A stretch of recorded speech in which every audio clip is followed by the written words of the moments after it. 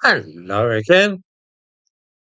In the first 75 years of Britain's National Health Service, there was just a single strike by doctors, which took place 50 years ago. For the last 2 years, though, industrial action by doctors for higher rates of pay has become a big thing. Whether this is cause and effect, I couldn't say, but I cannot help but observe that doctors in this country are now very different from what they were for the first 75 years of the National Health Service's existence. For most of this time, doctors in Britain were British people who studied medicine and qualified as doctors in Britain, as one would expect, really.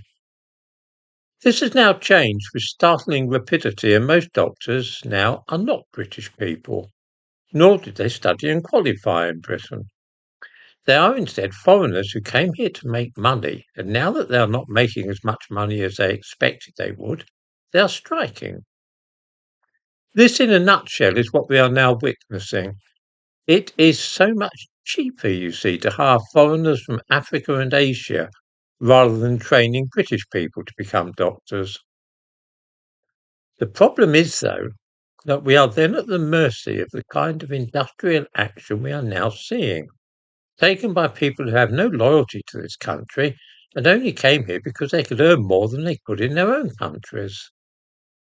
When our health service is wholly dependent upon people whose chief consideration is mercenary in this way, obviously we're going to get into this kind of pickle.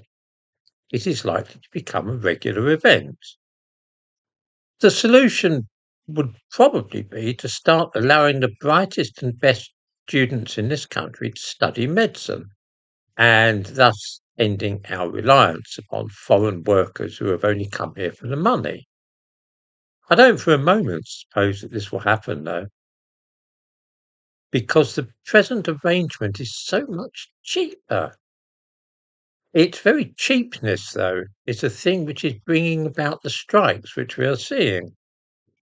Expect to see more of this kind of thing in the future, rather than industrial action like this taking place only every 50 years or so, as was the case when almost all our doctors were born here and studied medicine here because they wished to become doctors in Britain.